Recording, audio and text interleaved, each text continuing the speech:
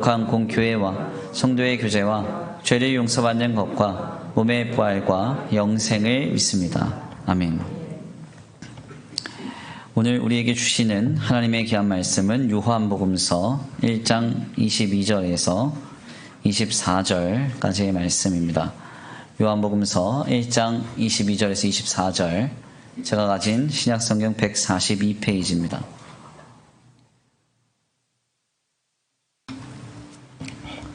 신약성경 142페이지, 요한복음서 1장 22절에서 24절입니다. 함께 다같이 봉독해 올려드립니다.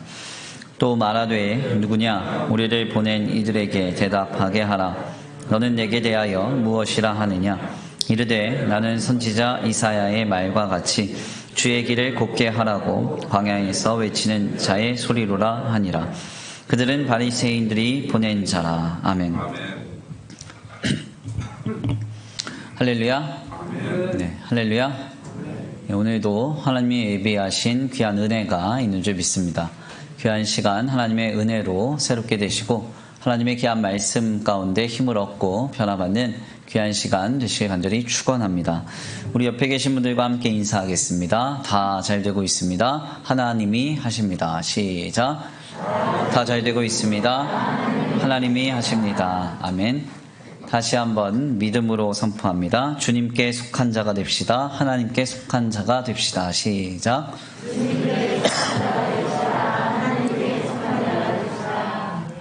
아멘. 하나님께 속하여 하나님께 예배하는 우리 성도들 모두에게 하나님의 풍성하신 은혜와 사랑이 더하여지시길 간절히 축원합니다. 오늘은 귀한 시간, 귀한 말씀을 통하여서 그들은 바리새인들이 보낸지라, 그들은 바리새인들이 보낸지라라는 제목으로 하나님의 귀한 말씀을 함께 나누고자 합니다. 구약의 역사 속에서 가장 아이러니한 시대를 하나 꼽자면 오므리 왕의 아들 아합이 북이스라엘을 다스리던 시대였습니다. 성경은 이 당시를 가장 악하고 패역한 시기요, 소망이 없던 비참의 시기로 우리에게 전하고 있는데요. 실상 구약의 이스라엘 역사를 잘 연구를 해보면 너무나 역설적이게도 당시는 이 북이스라엘의 최대 전성기였습니다. 이웃 나라들은 아합의 아버지인 오므리 왕의 앞에 굴복하였고 조공을 바치기 시작했고요. 오죽하면 오므리의 영광이라는 말이 고대 근동 지방에서 고유 명사로 회자가 될 만큼 북이스라엘은 강대해졌습니다. 이토록 강대한 나라를 아버지로부터 물려받은 아합은 더 이상 무서울 것이 없었는데요.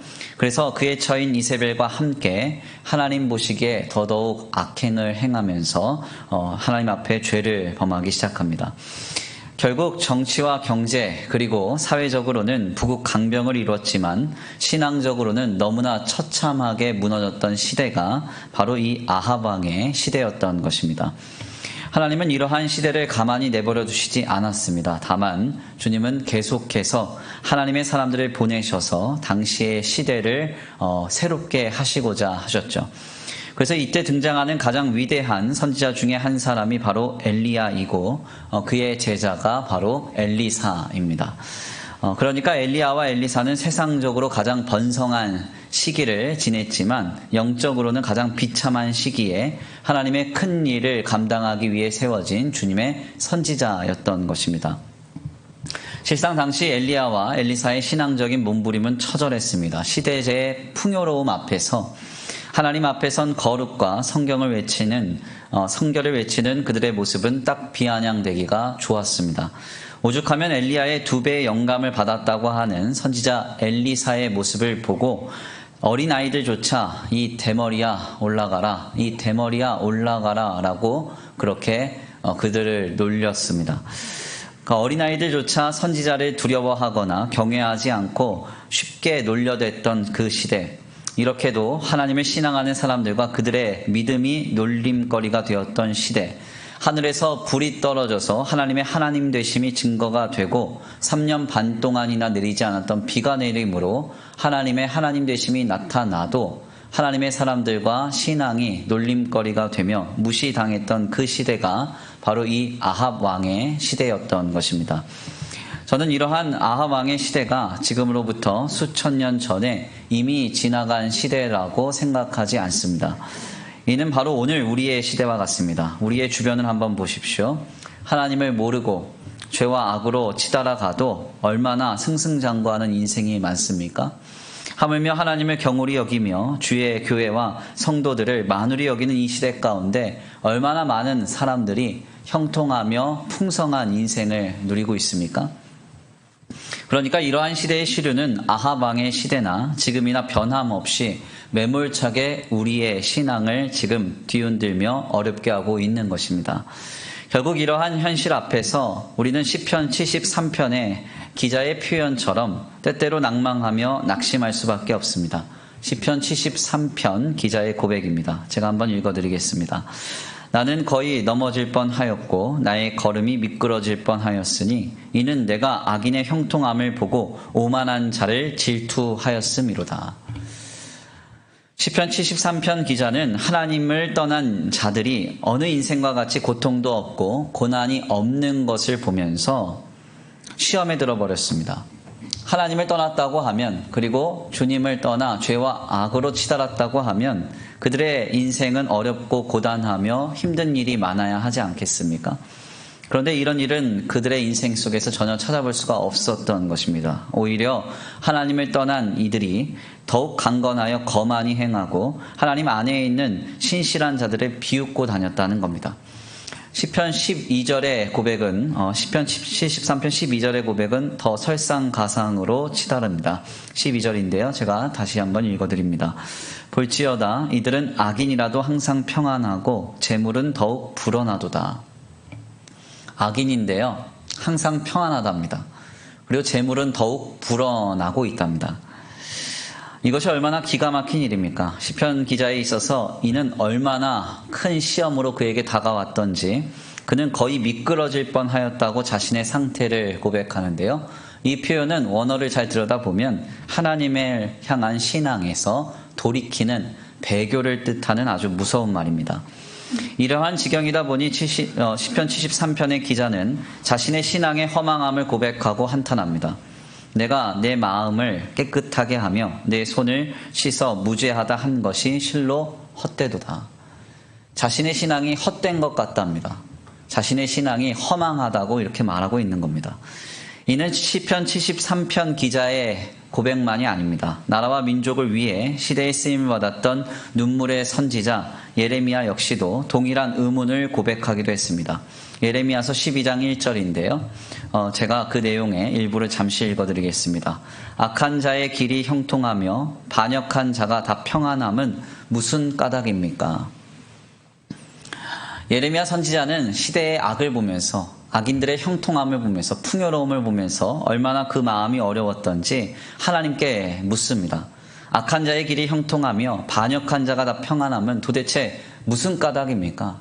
어떤 연유 때문입니까? 하나님께 한탄하며 물었던 것입니다. 시대를 관통하여서 아합 왕의 시대나 시편 73편 기자의 시대나 예레미야의 시대나 오늘 우리의 시대나 동일하게 우리는 이러한 형국 속에서 신앙으로 살아가고 있습니다. 그래서 신앙생활을 한다는 것은 사실 그 신앙생활 한다는 것 자체로도 귀하고 또한 소중한 것입니다. 제가 종종 가깝게 지내는 목회자 동료에게 늘상 하는 말 중 하나는 성도들의 신앙생활을 보면 때때로는 존경스럽다 이렇게 말하는 것입니다. 사실 우리의 삶의 주변을 보면요, 이렇게도 시험들 일이 많고 이렇게도 어렵고도 이렇게도 고단한 일이 많은데 어떻게 주님을 이렇게 잘 신앙할 수 있냐는 것입니다. 그래서 저는 종종 저희 목회자 동료들에게 그런 말을 합니다. 성도들이 존경스럽다 이런 말을 해요.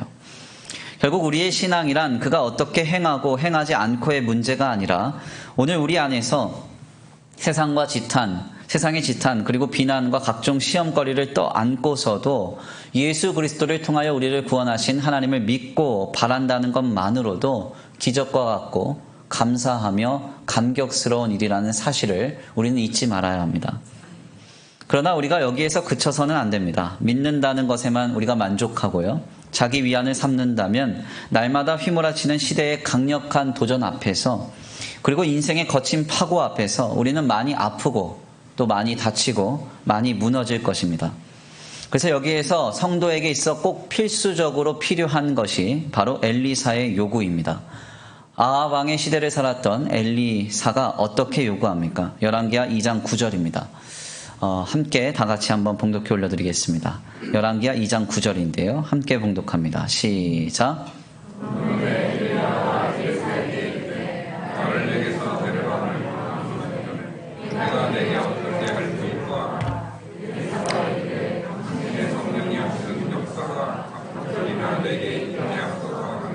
아멘. 엘리사가 이제 하늘로 올라갈 엘리야에게 무엇을 구했느냐? 그가 마지막으로 구한 것은 당신의 성령이 하시는 역사가 갑절이나 내게 있게 하소서. 예전 번역을 보면 당신의 영감에 갑절을 내게 주소서. 그렇게 고백했습니다. 이는 사실 너무나 황당한 요구일 수 있습니다. 엘리야가 어떤 사람입니까? 비가 오지 않던 땅에 비를 예언한 사람이고 하늘로부터 불을 끌어내렸던 사람입니다. 이런 그의 영감의 2배를 엘리사가 달라는 겁니다. 왜 엘리사는 엘리야의 영감의 2배를 달라 했을까요? 그 이유는 간단합니다. 엘리사가 보기에 이제 엘리야가 떠나가고 자신이 홀로 감당해야 하는 그 시대는 엘리야의 2배의 영감이 없이는 신앙으로 승리할 수 없는 시대임을 그가 분명히 알았기 때문입니다. 바로 이 엘리사가 요청한 이 영감, 이 성령이라는 이 말이 히브리 말로 루아흐이고, 이 루아흐는 대부분의 성경에서 하나님의 영으로 표현되는 말입니다. 이 말이 신약으로 옮겨져서 사용될 때 우리는 그것을 푸뉴마, 성령이라고 표현합니다. 우리는 바로 이 엘리사가 요구했던 하나님의 영에 집중할 필요가 있습니다. 엘리사가 마지막으로 엘리야에게 원한 것이 돈이었습니까? 돈을 많이 줘서 물질의 힘으로 내가 이 시대를 견디게 해달라고 요구했습니까? 그렇지 않습니다. 세상이 보기에 압도적인 권세와 위엄을 원했느냐? 그것도 아닙니다. 그는 다만 엘리야가 경험했던 성령이 하시는 그 역사의 2배를 원했습니다. 2배의 영감을 원했다는 겁니다. 엘리야보다 하나님의 영에 충만하여서 하나님께 붙들린 바 되어야 모든 삶을 견디고 모든 상황을 이기며 모든 시대 가운데 승리할 수 있다는 것입니다. 오늘 우리도 이와 같은 신앙의 중심을 가져야 합니다. 지금 이 시대 가운데 우리가 신앙으로 견디며 승리하기 위해서 지금 우리에게 필요한 것은 무엇일까요? 돈이 필요할까요? 물론 돈이 당장 급하신 분들도 계실 겁니다. 만사형통하고 입신양명하여 세상이 부러워할 만한 권세와 위엄을 갖는 것일까요? 어느 누구에게나 인정받을 만한 성취와 능력을 갖는 것을 우리는 구해야 합니까? 그렇지 않습니다. 지금 우리에게는 이 시대를 견디고 이길 성령의 충만함이 필요합니다. 성령의 충만함. 성령의 그 충만함이 없이는 우리는 이 시대 가운데 하나님이 보시는 거룩한 성도의 인생으로 세워갈 수 없는 것입니다. 그렇다면 성령의 충만함이란 무엇일까요? 우리가 지내왔던 이전 시대 가운데에서는 하나님의 영에 사로잡히고 성령에 충만한 것은 마치 무속신앙 가운데 입신하는 것인 양 황홀구경을 체험하는 것으로 오해됐던 시대가 있습니다. 그래서 나도 모르는 방언이 막 쏟아지고 뭔가 보고 뭔가 듣고 그리고 뭔가 경험하면 그게 성령의 충만함이다. 이렇게 치부했던 시대가 있습니다. 그러나 이것은 철저한 오해죠. 하나님의 영에 사로잡혔다는 것은, 그리고 성령으로 충만하다는 것은 세상이 무엇이라고 하든 사람이 무엇이라고 하든 나를 구원하신 하나님께 온전히 집중되고 몰입된 상태를 의미하는 것입니다. 예수 그리스도를 통하여 나를 구원하신 하나님과 변화된 하나님의 관계에 온전히 몰입된 상태. 그래서 세상이 뭐라 하든 사람이 뭐라 하든 환경과 조건이 나를 어떻게 휘몰아치던 간에 오직 하나님께 마음을 두고 모든 상황에 하나님과 우리와의 관계에 집중하여 거기에 몰입하는 그 사람, 이 사람이 바로 성령으로 충만한 사람인 것입니다. 그러므로 방언을 때때로 하지 못한다 하더라도, 더 나아가 특별한 것을 보지 못하신다 하더라도 성령 충만할 수 있습니다. 그리고 아무것도 경험이 없어도 그가 성령 충만한 사람이 될 수도 있습니다. 누가 뭐라고 하든지 견고한 믿음으로 서서 주님을 바라며 신앙하며 주님 주시는 그리스도의 평강으로 마음과 생각이 충만히 지켜졌다면 그는 성령 충만하며 하나님의 영에 사로잡힌 자인 것입니다. 그러므로 이렇게 성령에 충만한 자는 결코 상황과 조건과 형편에 마음 상해하거나 넘어지거나 낙심하거나 쓰러지지 않습니다. 쉽게 믿음에 낙오가 생기지 않는다는 거예요. 왜 그렇습니까? 하나님께서 그를 자녀 삼으심을 그는 분명히 알고 자신이 하나님 안에 있음을 그가 분명히 인지하기 때문에 그렇습니다. 하나님이 나를 자녀 삼으셨고 내가 하나님께 붙들려 있기 때문에 또한 그 하나님께서 임마누엘 세상 끝날까지 나와 함께 하심을 분명히 알고 믿기 때문에 그는 성령의 충만함으로 모든 것을 이기게 되는 것입니다. 모든 것을 참으며 모든 것을 믿으며 모든 것을 바라며 모든 것을 견디느니라. 아멘입니까? 이러한 성령의 충만함의 역사가 오늘 우리에게는 절실하게 필요합니다. 다른 것을 구할 것이 아닙니다. 엘리사처럼 분명하게 주님 앞에 성령으로 충만케 하여 주옵소서. 이 시대를 이길 성령의 충만함, 하나님의 영의 역사의 갑절의 역사가 내게 임하기를 원합니다. 우리 그렇게 지금 주님 앞에 구해야 합니다. 오늘 귀한 이 예배 가운데 모인 우리 성도들 모두가 성령으로 충만하여서 나를 구원하신 하나님과 나를 자녀 삼으신 주님으로 인해 모든 것을 넉넉히 이기게 되시길 간절히 축원합니다.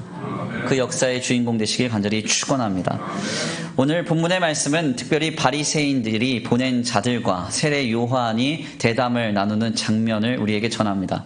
우리가 지난 주일에 나눈 바와 같이 유대 종교 지도자들이 보낸 자들은 세례 요한에게 너는 누구냐 물으며 그가 혹시 로마의 압제로부터 나라와 민족을 구원할 만한 메시아 즉 그리스도가 아닌가를 물었습니다. 이 질문에 세례 요한은 하나님께로부터 받은 분명한 내용으로 자신의 존재와 자신의 인생을 명확히 밝혔습니다. 사실 이 장면은 너무나 인상적이었습니다. 갑자기 느닷없이 들어온 질문 앞에서 세례 요한은 내가 누구인지 그리고 내 인생은 어떤 목적과 방향에 서 있는지를 분명히 밝혔던 것입니다. 그래서 나는 메시아가 아니며 다만 오실 그리스도를 위해 주님을 위해 준비하는 광야에 외치는 소리다 그렇게 말했습니다. 특별히 이 내용을 전하는 이 요한복음 서두의 증언 속에서 우리는 한 가지 단어에 주목할 필요가 있습니다. 오늘 본문 말씀 24절인데요. 우리 함께 다 같이 봉독해 올려드립니다. 오늘 본문 말씀 요한복음서 1장 24절입니다. 함께 봉독합니다. 시작. 아멘. 오늘 본 말씀 24절 말씀에 따르면 그들은 바리새인들이 보낸 자라. 그들은 바리새인들이 보낸 자라 그렇게 말합니다. 실상 오늘 본문 말씀에서 세례 요한에게 질문한 자들에 대해서 표현하는 24절의 말씀에서 바리새인들이 보냈다 할 때 우리말 보냈다라는 이 말의 헬라어는 아포스텔로입니다. 이 단어가 왜 중요한가 하면 우리는 이 단어를 요한복음 서두의 말씀에서 먼저 확인했었기 때문입니다. 오늘 본 말씀 2절 말씀인데요. 오늘 본 말씀 2절 말씀 요한복음서 1장 6절의 말씀입니다. 우리 함께 찾아서 한번 봉독해 올려드립니다. 6절 말씀 시작. 하나님께로부터 보냄심을 받은 사람이 있으니 그의 이름은 요한이라. 아멘. 오늘 본문 말씀 이전 말씀인 요한복음서 1장 6절 말씀에 따르면 먼저 요한복음서의 기자는 세례 요한을 설명함에 있어 그는 하나님께로부터 보냄을 받은 자다 이렇게 증거합니다. 그리고 그 이후에 24절의 내용 속에서 세례 요한에게 질문을 하는 무리들에 향하여서는 바리새인들이 보낸 자다라고 증거합니다. 여기에서 두 구절 모두에서 우리말 보냈다로 번역된 이 헬라어 원어가 바로 이 아포스텔로라는 이 말입니다. 실상 이 아포스텔로는 신약 성경에 있어서 굉장히 유의미한 단어입니다. 왜냐하면 예수 그리스도의 십자가의 복음으로 새로운 언약 가운데 세워진 초대교회를 이끌어가는 하나님의 특별한 사람들인 사도들을 명명할 때 그 사도들을 이 아포스텔로라는 이 헬라어에서 나온 아포스톨로스라는 말로 이 그들을 설명하기 때문입니다. 그래서 이 사도라는 말이 헬라어로 아포스톨로스라는 말이에요. 그러니까 하나님께로부터 아포스텔로 보냄을 받아 쓰임을 받았던 무리가 바로 아포스톨로스, 사도들이었다는 이야기입니다. 그래서 실상 이 단어는 어떤 존재의 상태나 그들의 본질을 의미하는 말을 함의하고 있기도 합니다. 지금 이 존재가 어디에서부터 기인되었느냐, 이것을 담고 있는 말이 바로 아포스톨로라는 이 말이라는 거예요. 근데 우리가 한번 잘 생각을 해보세요. 지금 오늘 본문 말씀에서 세례 요한도 구약의 여호와 하나님을 믿는 사람입니다. 뿐만 아니라 오늘 본문 말씀에서 지금 세례 요한에게 질문하는 자들 역시도 구약의 여호와 하나님을 동일하게 믿는 사람입니다. 그런데 요한복음서는 매우 분명하게도 세례 요한은 하나님께로 보냄을 받은 자다, 이렇게 이야기를 하고요. 세례 요한에게 질문을 하는 자들은 바리새인들로부터 아포스텔로 보냄받은 자다, 그렇게 말하고 있는 것입니다. 이것은 어떤 의미가 있을까요? 왜 하나님을 똑같이 믿고 있고 여호와 하나님을 똑같이 신앙하고 있는 두 부류에 대해서 왜 하나님은 각기 다른 표현으로 그들을 설명하는 것입니까? 우리는 이 두 사람들을 구분짓는 증언의 상이함에 주목을 해볼 필요가 있습니다. 무엇을 깨닫게 되는가? 똑같은 하나님을 향한 신앙을 가지고 있으나 하나님께 아포스텔로, 하나님께 속하여 하나님께 보냄을 받은 인생을 영위하는 사람들이 있고, 거꾸로 바리새인, 여호와 하나님을 믿는다 하지만 세속적인 가치와 시대적 시류에 속하여 보냄을 받은, 바리새인들에게 보냄을 받은 인생을 영위하는 사람들이 있음을 성경은 말하고 있는 것입니다. 이 둘을 주님은 매우 분명하게 나누고 있다는 것이죠. 겉으로 보기에는 전혀 이들이 판가름되지 않습니다. 똑같이 6월절이 되면 다 똑같이 회당에 나가, 안식일이 되면 똑같이 회당에 나가 여호와 하나님을 신앙한다고 예배하고 제사합니다. 그런데 주님은 이 둘을 나누신다는 것이죠. 하나님이 보냈느냐, 아니면 바리새인들이 보냈느냐. 성경은 실상 이러한 구분에 능합니다. 마태복음서 5장부터 전해지는 산상수훈의 첫 메시지를 보십시오. 마태복음서 5장 1절 말씀을 보면 이렇게 그 내용이 전해집니다. 예수께서 무리를 보시고 산에 올라가 앉으시니 제자들이 나온지라. 우리 주님은 매우 분명하게 이 둘을 구분하세요. 예수님이 무리가 많았답니다. 그래서 그들을 보시고 산에 올라가셔서 하나님의 진리의 말씀을 교훈하시고자 했답니다. 그런데 무리를 보시고 산에 올라가 앉으셨을 때 제자들만 가까이 나와 주님의 음성을 들었다는 것입니다. 즉 예수를 따르는 자들 중에는 무리가 있고 한편에는 제자가 있다는 거죠. 더 나아가 창세기서 서두를 보면 하나님이 하나님의 형상대로 창조한 인간들에 대해서 완전히 구분짓는 한 가지 표현이 전해집니다. 하나님의 사람의 딸들이 있다, 이렇게 말해요. 하나님께서 하나님의 형상대로 창조한 인간이지만 그들 중에는 하나님께 속한 자들이 있고 하나님께 속하지 않은 자들이 있었다는 겁니다. 도대체 왜 이런 결과가 있을까요? 왜 똑같이 하나님을 믿어도 여호와 하나님을 신앙하고 있어도 하나님으로부터 아포스텔로 보냄을 받은 자들이 있고 바리새인들에게 아포스텔로 보냄받은 자들이 따로 있는 것일까요? 왜 똑같이 예수님을 따라다니지만 왜 그러니까 무리가 있고 disciples, 제자들은 따로 있는 것입니까? 하나님께서 방금 창조하여 하나님의 형상으로 인간을 만들어내셨는데 왜 그 인간들은 하나님의 아들들과 사람의 딸들로 나눠지는 것일까요?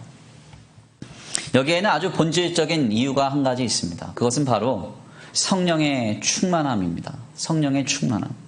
같은 신앙, 같은 믿음을 가지고 있어도 하나님께 속하여 하나님으로부터 보냄받은 인생을 영위하는 사람이 있고 그렇지 않은 사람이 있다는 것입니다.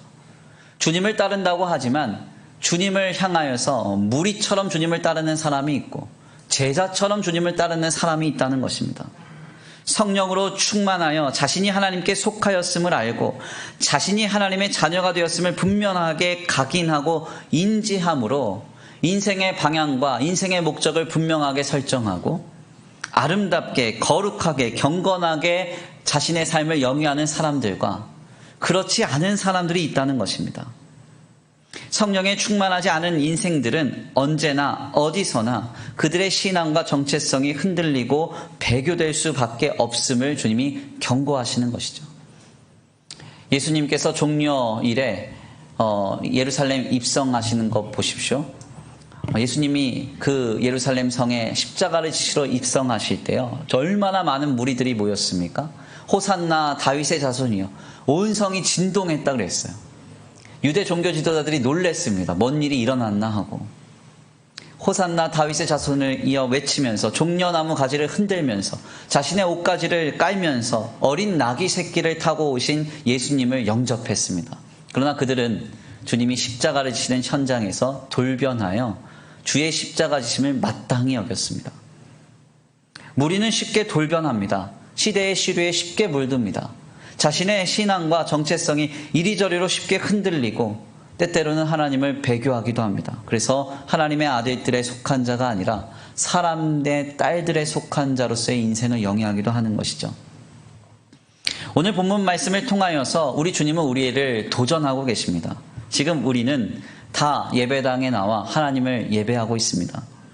그렇다고 한다면 그 누가 지금 나는 하나님을 믿지 않습니다 할 사람이 여기에 어디 있겠습니까? 다 예수 그리스도를 통하여 나를 구원하신 하나님을 믿기 때문에 이 아침에, 이 주일에 이렇게 폭우가 쏟아지는데 비를 뚫고 이곳에 와서 우리 예배하고 있는 것 아닙니까?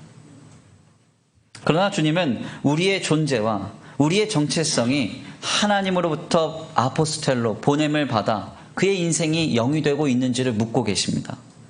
지금 예배함으로 내가 하나님 믿는다, 나는 하나님 신앙한다 고백하는 그 모습을 주목하시는 것이 아니라 너의 인생은 하나님으로부터 아포스텔로 보냄을 받아 영위되고 있느냐 묻고 있어요.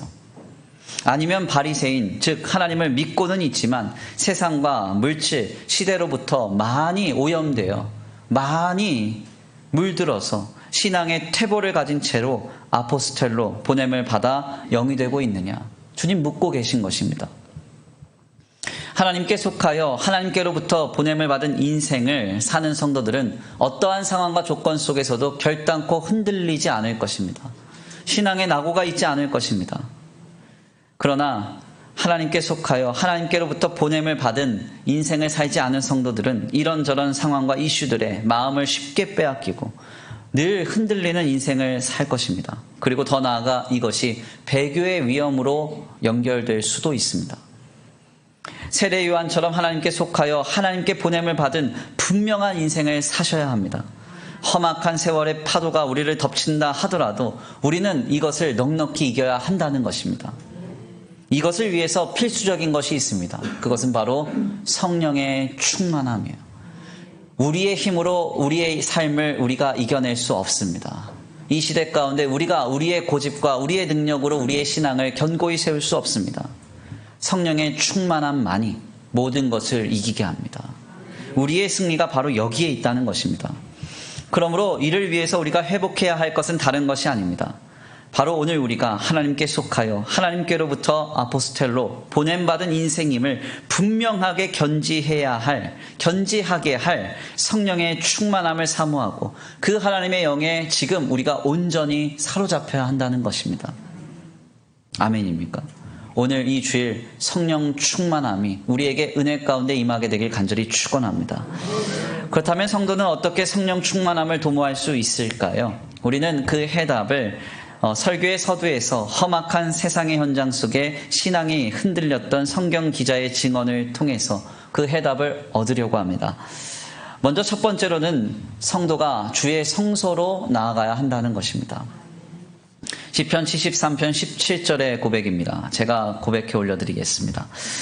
하나님의 성소에 들어갈 때에야 그들의 종말을 내가 깨달았나이다. 아멘입니까? 성도가 하나님을 만날 구별된 자리, 즉 성소가 있어야 한다는 거죠. 악인들이 항상 평안하고 재물이 더욱 늘어남을 보면서 신앙이 거의 넘어질 뻔하였던 시편 73편 기자는 주의 성소로 나아감으로 그의 마음이 지켜졌음을 분명하게 밝힙니다. 결국 그는 그의 찬송시의 마지막에 이런 고백을 하죠. 하나님께 가까이 함이 내게 복이라. 내가 주 여호와를 피난처로 삼아 주의 모든 행적을 전파하리이다. 아멘입니까? 이것은 상당히 중요한 증언입니다. 고된 우리의 삶의 현장 속에서 성도가 성령으로 충만하기란 결단코 쉽지 않습니다. 네, 아침에 일찍 일어나서 바쁘게 가정을 챙기고 또 직장 생활하면서 자녀들 챙기면서 나는 모든 일을 하지만 나는 항상 성령 충만해. 이렇게 하기가 쉽지가 않아요. 예, 목사인 제가 쉽지 않다니까 다 쉽지 않은 거예요. 쉽지 않습니다. 아무리 몸부림쳐도 얼마나 그렇게 하루가 빨리 지나가는지, 얼마나 우리의 인생이 분주한지, 얼마나 주님 생각할 겨를도 없는지 몰라요. 그렇기 때문에 성도는 고된 삶의 현장 속에서 특별히 성소, 즉 주님을 찾을 만한 구별된 자리가 반드시 있어야 돼요. 이 자리는 꼭 예배당이 아니어도 괜찮습니다. 예수 그리스도를 주로 믿어 하나님의 자녀된 성도 그 자신이 주님의 교회이기 때문에, 주의 성전이기 때문에 우리가 선 자리를 우리는 성소로 이뤄갈 수 있어요. 안방 한쪽 구석에 마련된 구석진 기도의 자리가 우리의 성소가 될 수 있습니다. 출근하여 사무실에 조용히 앉아 기도하는 그 자리가 우리의 성소가 될 수 있습니다. 차량으로 이동하기 직전에 잠시 주님을 붙드는 기도를 하는 그 운전석이 우리의 성소가 될 수 있습니다. 중요한 점은 잠시 삶의 번민을 다 내려놓고 모든 생각과 마음을 내려놓고 주님을 붙들 만한 자리가 우리에게 필요하다는 거예요. 그 구별된 자리가 필요해요. 그 자리가 있어야 우리는 성령으로 충만할 수 있습니다. 그 성소에서 나를 구원하신 하나님을 만나는 거예요. 그 성소에서 나를 구원하신 그 하나님의 구원의 역사를 또다시 경험하는 것입니다. 성소에 들어가기 전에는 인생의 고단함과 불의함, 세상의 완악함에 짓눌리고 어그러진 마음이 자유를 얻지 못합니다. 그러나 시편 73편 기자의 말처럼 하나님의 성소로 들어갈 때에야 우리는 하나님이 하시는 일을 보게 되고 하나님의 존재를 발견하게 되고 하나님의 역사를 주목하게 되는 것입니다. 하나님께 속한 나의 존재와 삶을 분명하게 인식할 수 있다는 거예요. 그러므로 우리에게는 지금 성소가 필요합니다. 서울대학교 박동규 명예교수의 어머니인 유익순 여사의 이야기는 제가 강단에서 여러 번 말씀드렸습니다. 특별히 유익순 여사의 인생은요, 너무나 고단했어요. 박목월 시인의 아내로서 찢어지게 가난한 인생을 살았습니다. 평생 이 집 저 집의 빚을 갚으면서 늘 먹거리로 고심하는 인생을 살았습니다. 거기에다 설상가상으로 남편은 바람났어요. 그래서 바람난 여인과 제주도로 떠나가 버렸습니다. 그런데 이 한많은 어머니가 무엇을 했느냐? 이 한많은 인생, 이 한많은 어머니가 평생 동안 씨름한 것은 작은 방 한 구석에 늘 성경책을 펴놓고 늘 기도하는 것이었어요. 늘 기도하는 것. 박동규 교수는 2008년 10월 28일 국민일보와의 인터뷰에서 이런 고백을 했습니다. 자신의 인생이 수렁에 빠질 때마다 자신을 위해 기도하던 어머니와 그 어머니의 기도 자리를 기억합니다. 이것이 늘 나의 인생을 지켜줬습니다. 아멘입니까? 하나님을 찾는 기도의 자리, 그 성소는 성도를 성령으로 충만하게 합니다. 인생의 모진 여정을 견디게 합니다. 이기게 합니다. 고단한 삶을 승리케 하는 것입니다. 그리고 여기서 더 나아가 성령으로 충만한 그 인생은 또다시 세상을 이기는 인생을 꽃피워내는 것입니다. 지금 우리가 세상 근심과 모든 인생의 번민을 잠시 내려놓고 주님께 조용히 나아가는 성소는 어디입니까? 혹시 성소가 있긴 하십니까? 목사님, 저는 너무 바빠서 성소에 갈 새가 없습니다. 이런 말씀하시면 안 됩니다. 너무 바쁘기 때문에 성소가 필요한 것입니다. 잠잠히 하나님께 나아가 우리를 구원하신 하나님을 목도하고 그 구원을 다시 한번 누릴 수 있는 성소가 우리에게 회복되길 간절히 축원합니다. 그 성소에서 성령으로 충만케 되시길 간절히 축원합니다. 두 번째로 성도가 성령으로 충만하기 위해서는 진정한 기도를 회복하는 것입니다. 여기서 말하는 진정한 기도란 자신의 마음속 모두를 주께 내어 맡기며 기도하는 것입니다. 악인의 형통함과 악의 관영함을 보고 신앙이 흔들려 버렸던 예레미야 선지자의 고백입니다. 제가 한번 읽어드리겠습니다. 여호와여, 내가 주와 변론할 때에는 주께서 의로우시니이다. 그러나 내가 주께 질문하옵나니 악한 자의 길이 형통하며 반역한 자가 다 평안함은 무슨 까닭이니이까. 여호와여, 주께서 나를 아시고 나를 보시며 내 마음이 주를 향하여 어떠함을 감찰하시오니. 지금 예레미야 선지자는요, 자신 안에 있는 의문과 불만을 전혀 감추지 않았습니다. 하나님 앞에 나아간다 그래서 그래, 단어부터 다듬자, 좀 거룩하게 표현해보자, 조금 아닌 척 해보자, 그러지 않았습니다. 뭐라고 합니까? 담대하게 주님 앞으로 나아가 내가 지금 주께 질문합니다.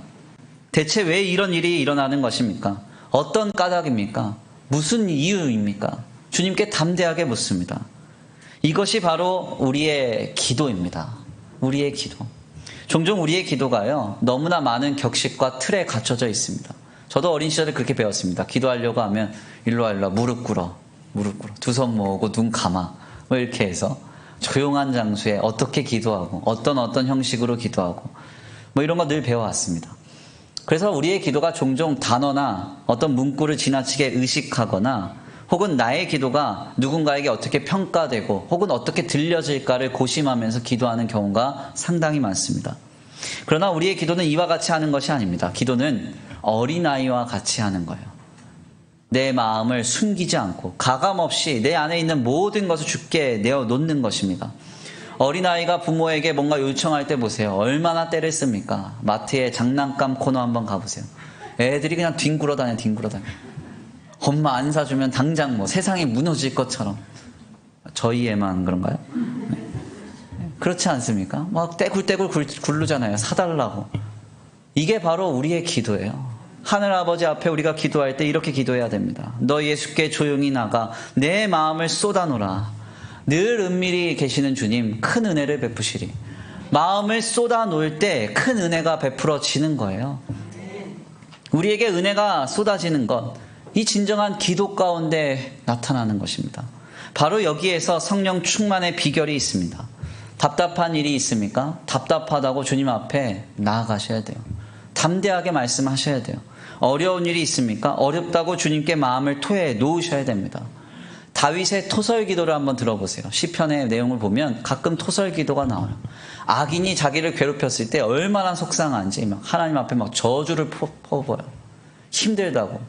저놈 지옥 갔으면 좋겠다고. 막 그러면서 기도합니다. 제 얘기가 아니라 다윗의 기도. 이게 그런데 진정한 기도예요. 그래서 그런 기도 끝에 항상 나오는 건 뭐냐면 하나님을 찬양하고 하나님의 역사를 기대하면서 그 시편이 맞춰져요. 고민이 되면 고민이 있다고 주님께 부르짖어야 됩니다. 우리는 그때 성령으로 우리를 휘감는 하나님의 역사를 경험하게 될 것입니다. 마지막으로 성령 충만을 사모하며 또한 주님 앞에 기도하며 구할 때 성도는 성령의 충만함을 힘입을 수 있습니다. 열왕기하 2장 9절입니다. 엘리사가 가로되 당신의 영감이 갑절이나 내게 있기를 구하나이다. 아멘입니까? 성령의 충만함은요, 성령을 사모하는 자에게 임하는 것입니다. 우리가 구할 것은 돈이 아니다. 우리가 구할 것은 사람이 아니다. 인생의 어떤 정답과 해답이 아니다. 내가 구할 것은 모든 것을 견디고 이길 성령의 충만함이다. 하나님 앞에 그런 마음으로 나아가야 한다는 거예요. 세상을 이길 힘이 물질에 있지 않고 사람에 있지 않고 세상에 있지 않다고 분명히 알면서 오직 성령의 충만함을 사모하는 자에게 하나님은 성령을 주시는 것입니다. 사실 제가 이제 목회를 하면서요, 특별히 젊은 세대들을 이렇게 양육하면서 굉장히 인상 깊게 봤던 한 성경 구절이 있습니다. 에베소서 5장 18절인데요. 이런 말씀이에요. 술 취하지 말라 이는 방탕한 것이니 오직 성령의 충만함을 받으라. 네, 이 말씀이 왜 인상적인가 하냐면 사도 바울이 지금 술 취하는 것과 성령 충만함을 동일한 선상에 두고 있습니다. 그럼 이 말씀이 왜 나왔는지를 봐야 되는데 에베소서 5장은 그 말씀의 맥락상 크리스찬의 일상생활을 어떻게 거룩하게 영위할 것인가에 대한 이야기를 말하고 있어요. 그러니까 이 말을 조금 거꾸로 깊이 좀 들어가 보면 무슨 이야기인가 하냐면 사람들은 일상생활을 할 때 늘 술을 구한다는 겁니다. 술을 구한다는 거예요. 인생에 어려움이 있다. 술을 찾아요. 즐겁다. 술을 찾아요. 예, 왜 그런 주님을 찾는지 모르겠어요. 그래서 사도 바울이요, 가만 보니까 사람들은 삶을 살면서 계속 술 찾으니까 술 취하는 것과 성령 충만함을 동일한 선상에 두고 술 취할 걸 구할 게 아니라 성령의 충만함을 구하라, 이렇게 말하고 있는 겁니다. 지금 사도 바울은 무엇을 얘기한가 하냐면, 성도가 신앙으로 삶을 영위하기 위해서 필수적인 건 술이 아니라 성령이라고 말하고 있는 거예요. 우리는 지금 얼마나 이 성령의 충만함을 간절하게 사모하며 구하고 있습니까? 가만 생각해 보면요, 엘리야가 살았던 아합 왕의 시대보다 오늘 우리의 시대가 더 신앙생활하기 버겁고 어려울 수 있습니다. 얼마나 세상에 크고 화려하며 쾌락적인 게 많습니까? 여기에 잠깐 시선을 두면 우리의 마음 전부를 쉽게 빼앗기잖아요.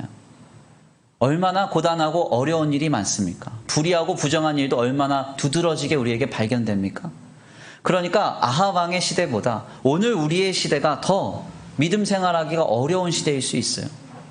그렇기 때문에 우리는 지금 성령의 충만함을 간절히 사모해야 됩니다. 주여, 성령으로 나를 충만케 하사 하나님보다 다른 것이 커 보이지 않게 하소서. 돈보다, 물질보다, 우리의 상황과 조건과 형편보다 오직 나를 구원하신 하나님이 크게 보이게 하시고 그 하나님께 내가 붙들린 바 되게 하소서. 우리가 그렇게 간절히 구하고 사모해야 하는 것입니다. 하나님께서 이렇게 성령을 사모하는 자에게 성령의 충만함을 허락하실 것입니다. 그리고 이 성령 충만한 자가 세상을 이길 것입니다.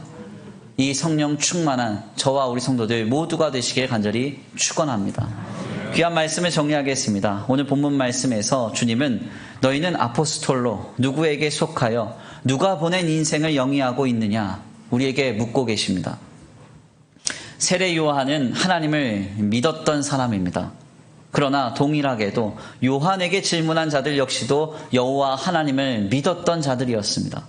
그러나 성경은 매우 분명하게도 세례 요한은 하나님께로부터 아포스톨로 보냄받아 인생을 영위하던 자요, 요한에게 질문한 자들은 바리새인들로부터 아포스톨로 보냄받아 인생을 영위하던 자라고 말하고 있습니다. 오늘 우리는 세례 요한과 같은 길에 서 있습니까? 아니면 세례 요한에게 질문하던 사람들과 같은 길에 서 있습니까? 오늘 우리도 예수 그리스도를 통하여 나를 구원하신 하나님을 믿고 있다고 고백하지만 실상 우리의 일상 속에서 지금 우리는 누구에게 보냄받은 인생인지 불분명하게 인식하며 살아갈 때가 너무나 많습니다. 이러한 인생은 자신도 모르는 사이에 바리새인들과 같이 세속적인 시류에 이끌려서 물들어서 세상으로부터 보냄받은 인생을 영위하게 되고 더 나아가 자신도 모르는 사이에 제자에서 무리로 옮겨질지도 모릅니다. 우리는 이러한 신앙의 퇴보를 이루어서는 안 됩니다. 이를 위하여서 성도는 지금 아합 시대를 살아갔던 엘리야의 갑절의 영감이 필요합니다. 초대교회를 붙잡았던 불같은 성령의 충만함이 우리에게 간절하다는 것입니다. 성령의 충만함이 우리를 온전히 사로잡아야 우리는 이 고단한 시국 가운데 우리의 마음을 지키고 우리의 생각을 지켜낼 수 있습니다. 그리고 신앙으로, 믿음으로 우리의 삶을 거룩하게 세워갈 수 있을 줄 압니다. 지금 성령으로 충만하시기를 간절히 축원합니다. 이를 위해서 주님을 만나는 자리, 성소를 회복하십시오. 이를 위해서 주님께 우리의 마음을 다 쏟아 놓는 진정한 기도를 회복하십시오. 더 나아가 이것을 위해서 그 무엇보다 성령의 충만함을 가장 먼저 사모하며 간구할 수 있게 되길 간절히 축원합니다. 그때 성령으로 충만한 우리가 나를 구원하신 하나님을 바라보며 모든 것을 견디고 모든 것을 참으며 모든 것을 바라며 모든 것을 이기게 될 줄 믿습니다. 그 승리의 주인공 되시길 간절히 축원합니다.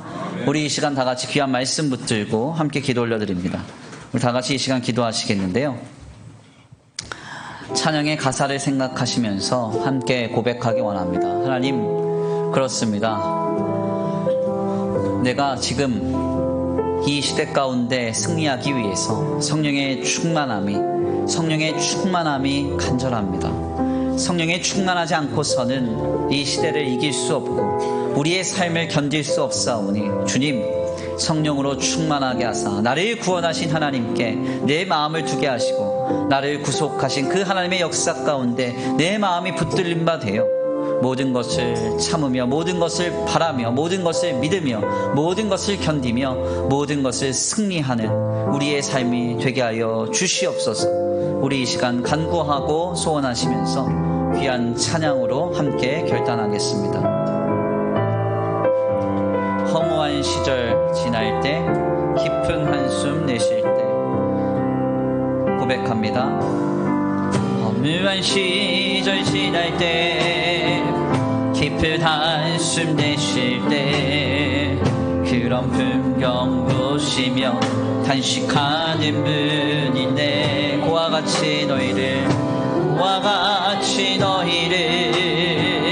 버려두지 않으리. 내가 너희와 영원히 함께하. 다시 한번 고백합니다. 허무한 시절 지날 때, 허무한 시절 지날 때, 깊은 한숨 내쉴 때, 그런 풍경 보시며 단식하는 분인데 그와 같이 너희를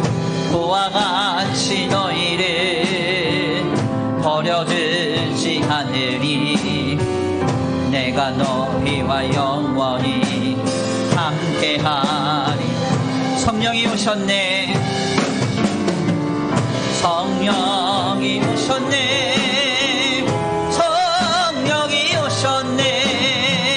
내 주에 보내신 성령이 오셨네. 우리 인생 가운데 친히 찾아오셔서 그 나라 꿈꾸게 하시네. 억눌린 자 갇힌 자, 억눌린 자 갇힌 자, 자유함이 피난처가 되시는 성령님 계신, 주의 영이 계신 곳에, 주의 영이 계신 곳에 참자유가 있다네. 진리의 영이신 성령, 억눌린 자 갇힌 자, 자유함이 없는 자, 억눌린 자 갇힌 자, 자유함이 없는 자, 피난처가 되시는 성령님 계신, 주의 영이 계신 곳에, 주의 영이 계신 곳에 참자유가 있다네. 진리의 영이신 성령이 성령이 오셨네. 성령이 오셨네. 성령 오셨네. 성령이 오셨네. 내 주에 보내신 성령이 오셨네. 우리 인생 가운데 친히 찾아오셔서 그 나라 꿈꾸게 하신 성령이 오셨네. 성령이 오셨네. 성령이 오셨네. 성령이 오셨네. 내 주에 보내신 성령이 오셨네. 우리 인생 가운데 친히 찾아오셔서 그 나라 꿈꾸게 마지막으로 고백합니다. 성령이 오셨습니다. 성령이 오셨네. 성령이 오셨네. 내 주에 보내신 성령이 오셨네. 우리 인생 가운데 친히 찾아오셔서 그 나라 꿈꾸게 하시네. 아멘. 우리 이 시간 함께 기도하기 원합니다. 하나님, 그렇습니다. 하나님, 그렇습니다. 지금 아버지, 우리에게는 성령의 충만함이 필요합니다. 성령의 충만함이 없이는 이 시대를 아버지 우리가 견딜 수 없습니다. 이 상황을 이길 수 없습니다. 아버지, 우리의 삶의 형편을 아버지 우리가 승리할 수 없습니다. 하나님, 아버지, 이 시대의 시류에 이끌려 물들어 신앙의 퇴보가 없게 하시고 성령에 충만하여 더욱 믿음으로 굳건히 서게 하여 주시옵소서.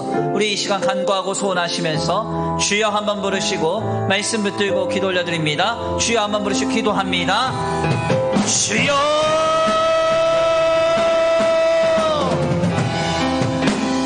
사랑과 은혜가 많으신 하나님 감사합니다.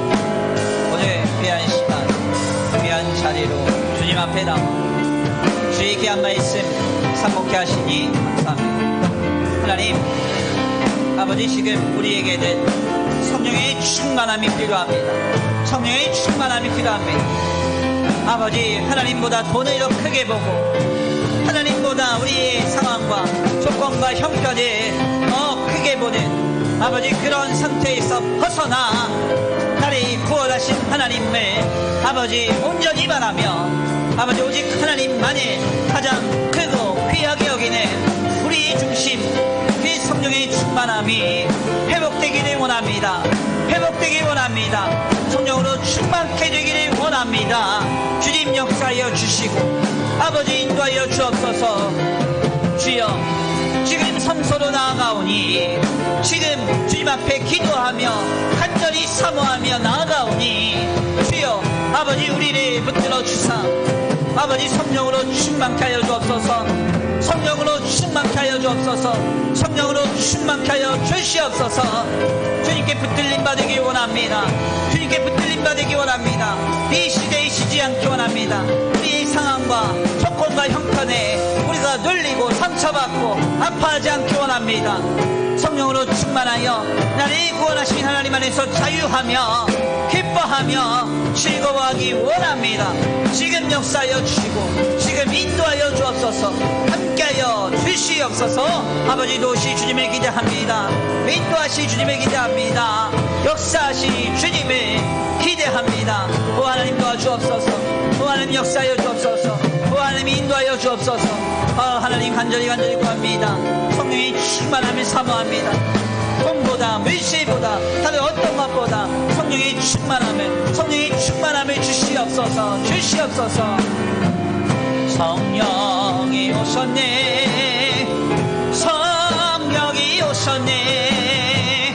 내 주에 보내신 성령이 오셨네. 우리 인생 가운데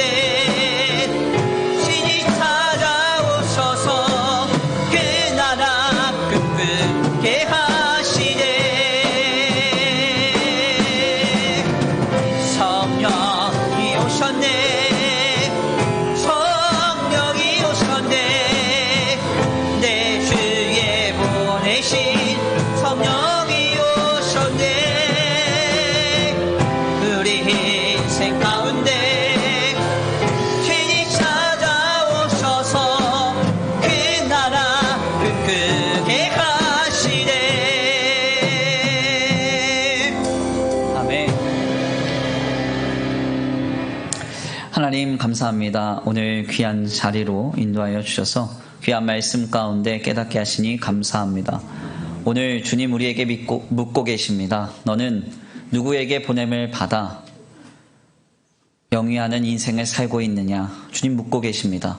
하나님, 우리의 삶이 분주하고 고단하다 하여 이미 이 시대의 시류에 물들어 아버지 신앙의 퇴보를 경험하는 인생이 아닌지, 이런저런 상황에 낙심하며 우리의 마음이 아프고 상처받으며 아버지 하나님 앞에 믿음의 낙오가 가득한 인생은 아닌지 아버지 다시 한번 우리 자신을 돌아봅니다. 하나님, 우리가 지금 우리의 힘과 능력과 고집으로 우리의 인생의 여정 속에서 신앙으로 설 수 없사오니 성령으로 충만케 하여 주시옵시고 하나님께 온전히 붙들림 바 되어 세상보다 크신 주님을 보게 하여 주옵소서. 돈보다 크신 주님을 보게 하여 주옵소서. 아버지, 어떤 상황과 조건과 형편보다 더 크고 위대하신 하나님을 목도하게 하여 주시옵소서. 그 주님께 온전히 붙들림 바 되어 우리의 인생을 신앙으로 담대히 영위하게 되기를 원합니다. 지금 성소로 담대히 나아가 진정으로 기도하며 성령의 충만함을 먼저 사모하며 간구하는 우리 성도들 한 사람 한 사람들에게 주님 역사하여 주셔서 세상이 줄 수 없는 성령의 충만함으로 붙들어 주시고 아버지 그리스도의 평강으로 아버지 주님 마음과 생각을 지켜주셔서 주님께 붙들림 바 되어 모든 것을 넉넉히 이기는 거룩한 성도의 인생이 될 수 있도록 주님 복내려 주시옵소서. 오늘 귀한 주님 앞에 나와 예배하고 돌아가는 발걸음 안전히 거하게 하여 주시옵시고 고단한 삶의 여정 가운데 또 아버지 일구준 일기 가운데 피해를 당하거나 어려움 당하는 영혼과 삶이 한 사람도 없도록 주님 붙들어 주시옵시되 우리의 영과 육과 혼을 주님 지켜보아여 주셔서 눈과 같이 보호하사 그 어떤 악도 조그만한 악도 우리를 틈타지 않도록 주님 붙들어 역사하여 주시옵소서. 한 주간의 삶의 현장 속에서도 성령으로 충만하여 승리케 하는 거룩한 인생이 되게 하여 주시옵소서.